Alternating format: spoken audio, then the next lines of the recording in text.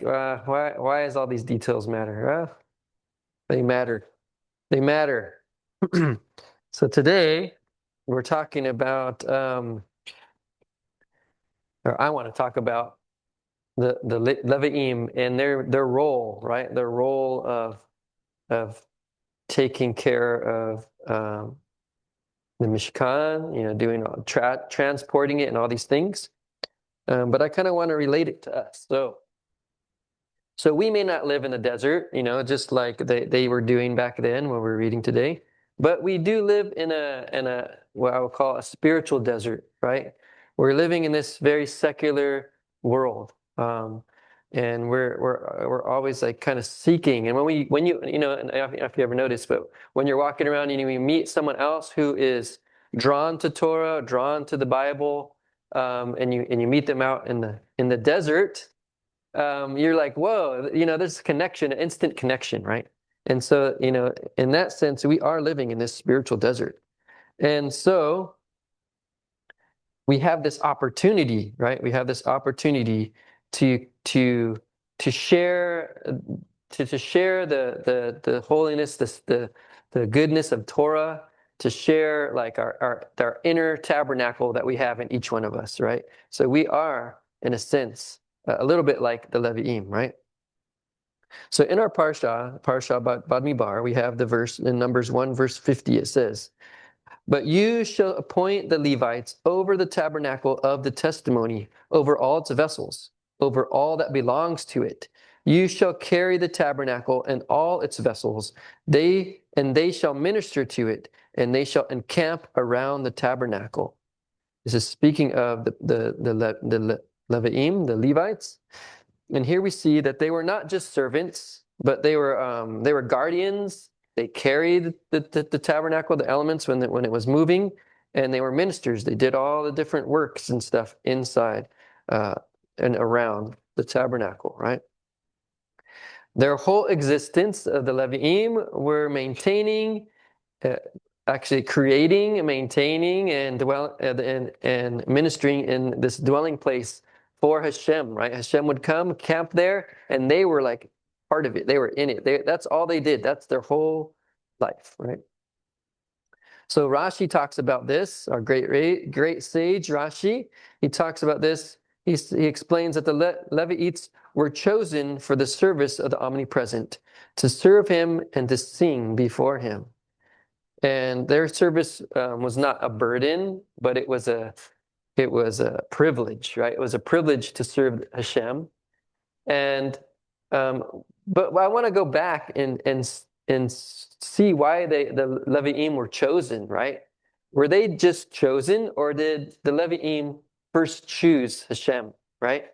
And I want to say that they actually first chose Hashem, and then he chose them, right? Hashem's original plan was he was going to choose the firstborn of each family, and those were going to be his servants. But, the sin of the golden calf, it kind of changed that whole plan. And instead, there was a lot of different people that sinned in that situation. But the Levi'im, at least the majority, if you go into Midrash, it would say every single Levi'im didn't sin. But I think that's Midrash. I like to be more practical. But I think the majority of the Levi'im chose Hashem and didn't sin during that time when the golden calf came. And so then Hashem changed the plan, and he said, now it's going to be the Levi'im. They chose me, I'm choosing them now. They are going to be our ministers. They are going to be the ones who take care of the tabernacle. So what does that mean? What does that mean? That means that we also can choose Hashem. We may not be Levi'im, but we can still strive and want to be servants of Hashem, and he can then choose us, right? We choose him, he can choose us. Of course, there's boundaries, right? And even here in the Parsha, it talks about, don't let the Levi'im look at these holy objects. Don't even let them look at these holy objects lest they die. So everyone has their place. Everyone has your place. You have to know your place. And this is part of being humble, right? To know your place. If a Levi'im thinks, oh, I'm greater, I can walk in there, they're going to die, right? So same thing with us. We need to know our place, right? We need to be humble and know our place. So where was I? So, but we can also choose. We can choose Hashem and be Levites, and in a way, we can, right? And I'll explain that. So let's talk about some words that Yeshua talked to us about.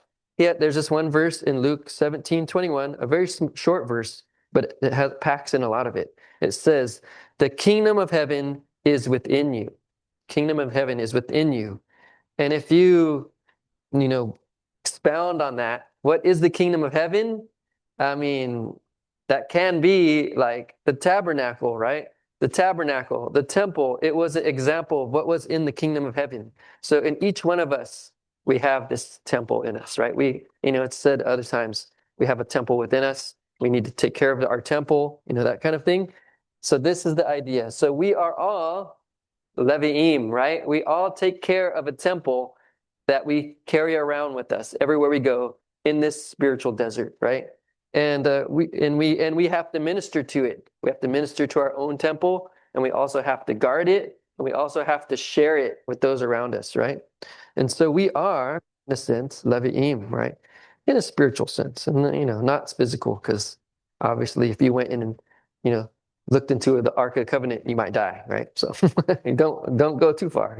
This is a spiritual idea. This is spiritual in our minds, in our presence, and in the way we are, we behave, that kind of thing. So each sense we are this. So like everything in Torah, the Torah is always it's always new. It's always fresh. It was written so long ago, but it's always fresh, and it's very relevant to us right now, right? And so right now, we may, even though this was written so long ago, it is still applying to our lives right now. We can be like Levi'im. We can, minister to our own temples and share this righteousness, this goodness, the teachings of the Torah with those around us, right? And so the Torah never dies. It's always growing. It's a living Torah, right? And so what are some examples? What are some things that we can do right now? It's something, a simple thing. I like to bring this very practical ideas into our lives, right? So a very practical thing we can do, how we can minister or be, take care of our temple, move it around, share it with those around us. Something practical that we do every day. So I want you, this week or today, or through this month, however long you want to do this, I want you to, when you just pick something very ordinary, boring that you do every day, right? Maybe it is when you wake up in the morning, you grab your cup of coffee, or you eat your bagel or your cereal or whatever breakfast you're having, and instead of just eating it, I mean, we're supposed to do this anyways. You say a blessing to Hashem. Thank you, Hashem, for this food. Thank you for it. May it be a blessing. May this coffee wake me up more than normal, and I will be even more happy to those around me. Whatever it is, make the mundane elevated, right? Another thing is maybe when you're answering your phone, you'll pick it up. You maybe take a little bit, like 1 extra second before you pick up your phone and think, I'm going to say something nice on this call, right when I answer it, whatever it is, I'm going to, be a little extra nice, say something kind, extra kind on it, or when you're greeting your family members when you wake up, instead of just, good morning, whatever, grumpy, you could be like happy, like good morning, hey, how you doing? Oh, that's a nice shirt, whatever it is, say something nice, happy, uplifting to those around you, right? And so, these are things that we can make the mundane and elevate it, make it better, make it nice. So, so this is our calling, right? We can be like these spiritual Levi'im, taking care of our temple, and bringing the divine, bringing Hashem all around through everywhere, through our daily lives. You may make, their job was also monotonous. It was the same thing every day, but it was still divine, right? It was still a blessing. And so we can also make this daily thing that we do every day, we can make it a blessing, a blessing to those around us and a blessing to ourselves. And so, so may we be strengthened and try to do this, take on this mission, and not give up. So that's my short little drosh.